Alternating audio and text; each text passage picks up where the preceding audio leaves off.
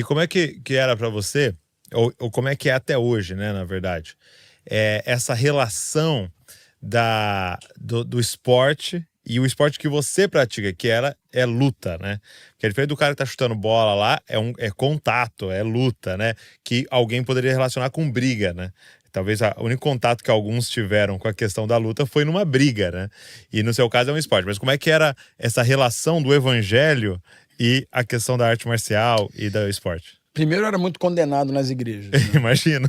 Assim, cara, você tem que largar. Eu me lembro que os pastores, cara, você tem que largar. Isso aí é do demônio, isso é do diabo. Você Tá não batendo pode. nos outros. Aí eu me lembro que eu não conhecia a Bíblia, então eu falava assim, cara, eu não posso voltar aqui. Essa igreja não me aceita. Eu queria queria aprender, né? Sim. E foi assim que eu conheci o Dan. Depois eu te falo como eu conheci o Dan. Uhum. Onde foi meu encontro verdadeiro. Eu tô sempre no encontro verdadeiro.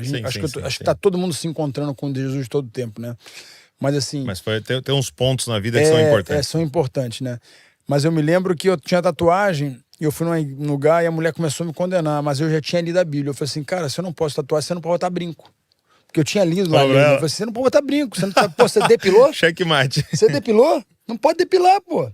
Não pode cortar o negócio. Eu falei assim, cara, a lei era braba.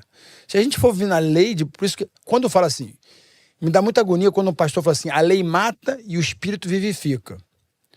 A lei mata, quer dizer, a lei do Antigo Testamento ela mata. Uhum. Mas você tem que viver a palavra de Deus. Sim. Não vem com esse papinho. Porque às vezes o cara quer ser muito espiritual, sabe? Aquele cara quer viver aquele misticismo, aquele cristianismo, paganismo. Não esquece com isso, meu irmão.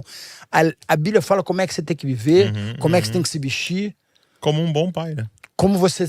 Tudo, como é que você tem que ser como cristão. A Bíblia te ensina que existe uma doutrina. Então, a letra...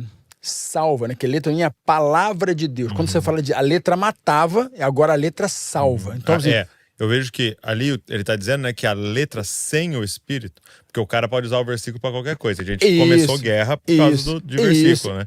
Mas ele tá falando sem o espírito, agora com o espírito, essa é a lei. E o espírito é o quê? O espírito é você obedecer. Porque assim, o que é o espírito? Quando você começa a botar... Porque na minha cabeça, cara... Eu preciso ser espiritual. Peraí, preciso fazer o quê? Meditar. Não, cara, isso aqui é espiritual. Obedecer. Obedece. Cria um relacionamento porta fechada. Isso. E eu falo assim, se a gente pudesse mostrar a realidade de quantas pessoas têm porta fechada com Deus, eu vou confessar aqui agora, é muito menor do que a gente tem com os outros. A porta fechada é você e Deus. Ele ensina a orar. Vai pro quarto, fecha a porta e ora. E busca o seu pai em secreto. Quantas pessoas fazem isso? Constantemente, diariamente, quantas horas por dia? Se você ouvir até uns pastores, não tem tempo, porque sexta tem evento, terça tem evento, quarta tem evento, quinta tem evento. Tem evento todo dia da igreja. Então, assim, qual o tempo? Aí tem igreja, tem 3 filhos, tem 4 filhos, tem igreja, tem folha de pagamento. Qual o tempo que eu fico imaginando? Como é que cria tempo com Deus? Você tem que separar todo dia, no mínimo, 2 horas do seu dia com Deus. Porque se ele é o mais importante... Então, assim, como eu venho do esporte, pra mim tudo é o quê? Repetição. Entendi. O esporte é o reino. A luta é a Bíblia. E quando eu comecei a conhecer Benaia, tem muitos pastores que nem fazem ideia. Um pastor, quem é Benaia? Eu falo que tu não conhece Benaia? Benaia? Eu falei, Benaia. O maior guerreiro que teve, que foi fiel, que não se vendeu. Cara, o cara que matou um leão no dia de neve. Então, existiam os homens de guerra, se não fossem eles, né?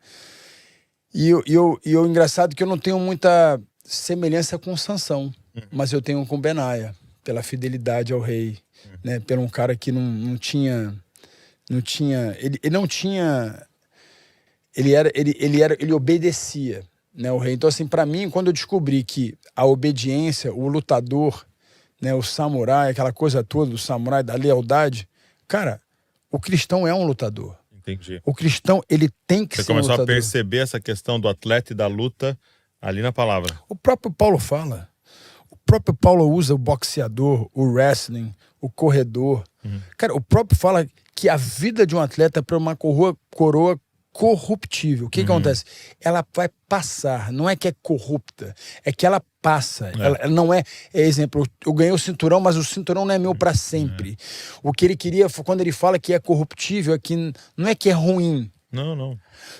Mas eu preciso entender que existe uma coroa me esperando na glória. Superior. Cara, e eu falo para você a verdade, hoje em dia a maioria dos cristãos não vivem para a próxima vida. E quando eu digo a próxima vida é agora, ela não é depois. A eternidade ela é conquistada agora. Por isso que eu falo, o cheque, né, o passado é um cheque cancelado, o amanhã é um cheque predatado e hoje é o dinheiro na mão. Mas esse dinheiro que eu deposito hoje é a minha herança amanhã. Então, assim, o cristianismo, ele hoje em dia, para mim, é muito simples, mas ao mesmo tempo que é muito simples, eu sei que é complexo para quem não conhece. Então, tem gente que está vendo agora, o que ele está falando? Quando você começar a entender a Bíblia, que existe um antes e um depois, né? O antes foi a queda, o depois é a salvação. Cara, foi muito simples de entender. O homem caiu, o homem foi redimido pelo próprio Deus. Para mim foi muito fácil aceitar. Pô, imagina, como é que um Deus, eu sempre falo, como é que um Deus pode estipular regras que nunca viveu no meu corpo? Eu me lembro como o Carson Grace falava para mim assim, faz o que eu falo, não faz o que eu faço. Aquilo me marcou. Eu falava, não existe isso, Carson. Não existe. O que você faz é mais importante para mim. Falava para ele? Falava para ele. Ele não entendia. E por que ele falava, não faz o que eu faço? Porque ele não treinava, ele não se alimentava direito. Eu falava, cara, tu não tá, por que você não faz? Por que você não... eu falo o que eu faço, meu irmão, eu já entendo, já fiz isso aí, eu já fiz isso. Entendi. Cara, eu falei assim, mas faz agora.